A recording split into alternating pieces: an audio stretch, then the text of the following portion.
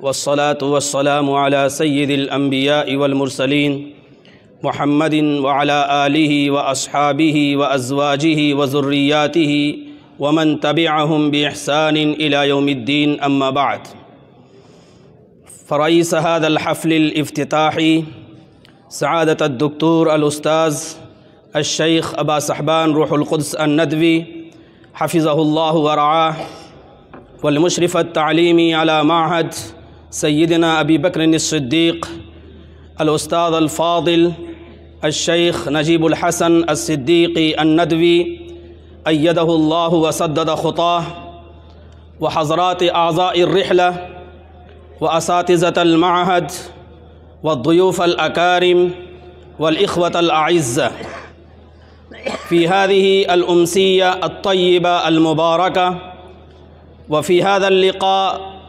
العلمي والثقافي والترفيهي، نحمد الله سبحانه وتعالى على أنه وفقنا للاجتماع معكم والتحدث إليكم، وذلك بمناسبة رحلة ثقافية وترفيهية ثانية. وقد أقمنا بفضل الله سبحانه وتعالى الرحلة الأولى في رحاب المعهد الثانوي التابع لندوة العلماء قبل 3 شهور في شهر صفر. هذه الرحلة الأولى قد تركت نتائج سارة، وهذه النتائج كانت باعثة على الفرح والسرور والسعادة والحبور، ولا نكون مبالغين إذا قلنا إننا ما وصلنا إلى ندوة العلماء حتى وصلت أنباء هذه الرحلة إلى الرئاسة العامة وإلى الأمانة العامة، وبواسطة مواقع التواصل الاجتماعي قد وصلت أنباء هذه الرحلة إلى العالم كله، فنحمد الله سبحانه وتعالى على ذلك. وحينما التقينا المشايخ وزرنا فإنهم أشادوا بمجهوداتنا وبخطوتنا الموفقة، وإنهم باركوا لنا مباركة طيبة وهنأوا على هذا العمل.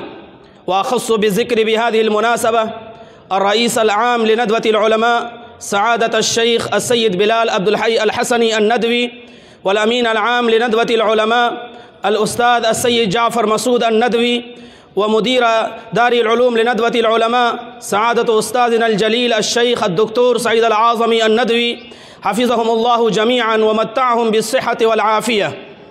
أيها السادة وأيها الإخوة، إن عناية ندوة العلماء باللغة العربية ليست بدعا من الأمر. إن ندوة العلماء قادت المسيرة الأدبية التعليمية والتربوية منذ فجر تاريخها ومنذ أول يومها، وركزت على هذا الجانب أكثر من أي مؤسسة وأكثر من أي مدرسة وأكثر من أي جامعة وأكثر من أي معهد. وليس معنى ذلك أن المدارس الأخرى إنها ما درست اللغة العربية، لكن نقول بهذه المناسبة إن ندوة العلماء استرعت انتباه الناس والأساتذة والدعاة والمصلحين أن اللغة العربية هي لغة حية نامية نابضة متدفقة بالحياة والحرارة والقوة، حتى نتمكن من فهم القرآن الكريم فصاحة وبلاغة وأسلوبا وبيانا وكما وكيف وجناسا وطباقا وطورية وسجعة. بسبب ذلك قامت ندوة العلماء، ثم الله سبحانه وتعالى قد أمرنا بذلك أن نسترعي انتباه الناس إلى هذا الجانب. الله سبحانه وتعالى يقول: إنا أنزلناه قرآنا عربيا لعلكم تعقلون. وقال الله سبحانه وتعالى: وتلك الأمثال نضربها للناس لعلهم يتفكرون.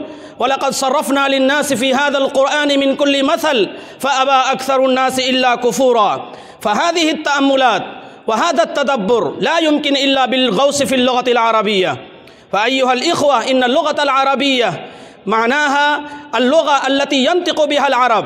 هذه الكلمة ما كانت استعملت في القرآن الكريم، كان هناك اللسان العربي في القرآن الكريم بلسان عربي مبين. هذه الكلمة أول من استعمل هو في القرن الرابع أو بعد ذلك صفي الدين الحلي، وذلك في شعره: بقدر لغات المرء يكثر نفعه، تلك له عند الشدائد أعوان، فبادر إلى حفظ اللغات وفهمها، فكل لسان في الحقيقة إنسان. أيها الإخوة، إن ندوة العلماء إنها ركزت عنايتها على تعلم هذه اللغة، وهذه اللغة إنها تعطينا جميع الحاجيات الدنيوية والأخروية، حتى الأمان في هذه الدنيا، وأما الأمان والنجاة في الآخرة فلا شك في ذلك. ولعلكم سمعتم قصة حجاج يوسف الثقفي والفتيان. مرة فرض حجاج بن يوسف الحظر بعد صلاة المغرب ألا يكون هناك شاب أو هناك فتى يجول ويسول في الطريق، فهناك قبض على 3 فتيان و3 شباب. لما سئل الأول فإنه قال: أنا ابن من دانت الرقاب له من بين مخزومها وهاشمها، تأتيه بالرغم وهي صاغرة يأخذ من مالها ومن دمها. فلما عرف الشرطة هذا البيت فإنه ظن إنه من أسرة الأمير، بسبب ذلك تركوا هذا الشاب.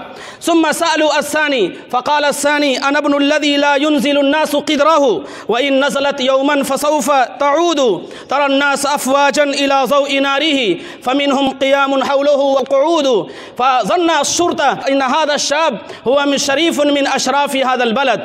ثم سئل الثالث فإنه قال ما قال: أنا من من خاض السيوف بعزمه وقومها بالسيف حتى استقامت، ركاباه لا تنفك رجلاه عنهما، إذا الخيل في يوم الكريهة والتي. هذه الأبيات لما سمع الشرطة فإنهم ظنوا إن هذا الرجل الثالث أيضا من أسرة كريمة، فلما فتش صباحا فإنهم عرفوا إن هؤلاء كانوا من أبناء حجام، ومن كانوا من أبناء طباخ، وكانوا من أبناء حائك وأمثال ذلك. هكذا كانوا من الحرف الصغيرة المتواضعة، لكن بسبب أدبهم ولغتهم إنهم قد نجوا من المصيبة. ثم لما اطلع الحجاج بن يوسف فقال: أيها الناس، علموا أولادكم الأدب، علموا أولادكم الأدب، لولا فصاحتهم ولولا بلاغتهم لقطعت أعناقهم. ثم إنه قال: ليس الفتى من يقول كان أبي، إن الفتى من يقول ها أنا ذا.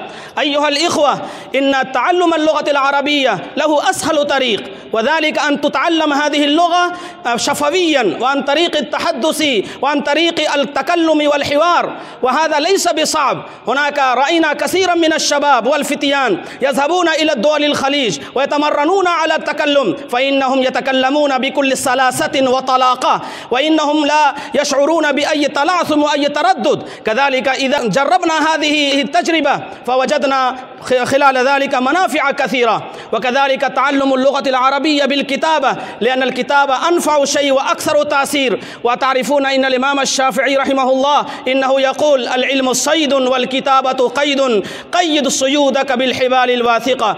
وختاما أيها الإخوة، لا أريد أن أطيل عليكم هذه الرحلة التي أقمناها، ما أقمناها إلا للتكلم على اللغة العربية والتدرب على اللغة العربية والتمرن على اللغة العربية، حتى نتكلم صباح مساء ليل نهار، وطلابنا يشتغلون بهذه الأعمال، ثم إنهم يتمكنون من التكلم باللغة العربية والتحدث. كذلك هذه الرحلة تشتمل على عدة برامج، وهذه البرامج أنتم كما اطلعتم من خلال كلمة الأمين العام للنادي العربي، الخطابة والمساجلة الشعرية، وكذلك الحوار، وكذلك الأسئلة الأجوبة، ثم دروس القرآن ودروس الحديث والألعاب الرياضية الترفيهية. فهذه الألعاب كلها تكون باللغة العربية، بحيث التقارير كلها تنشر باللغة العربية. فخلال 24 ساعة لا نسمح لأي طالب، لا نسمح لأي عضو من أعضاء هذه الرحلة أن يتكلم باللغة العجمية الأردية والفارسية والإنجليزية بأي لغة أخرى.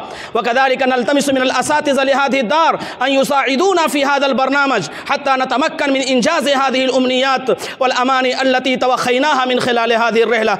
وأخيرا أشكر جميع من ينتمي إلى هذه الدار على حسن استقبالهم وعلى حسن ترحيبهم. ما شاء الله إنهم وفروا لنا جميع الإمكانيات والوسائل. بارك الله فيكم، وأكرر شكري وتقديري، وجزاكم الله خيرا، وشكر الله مساعيكم، وآخر دعوانا أن الحمد لله رب العالمين.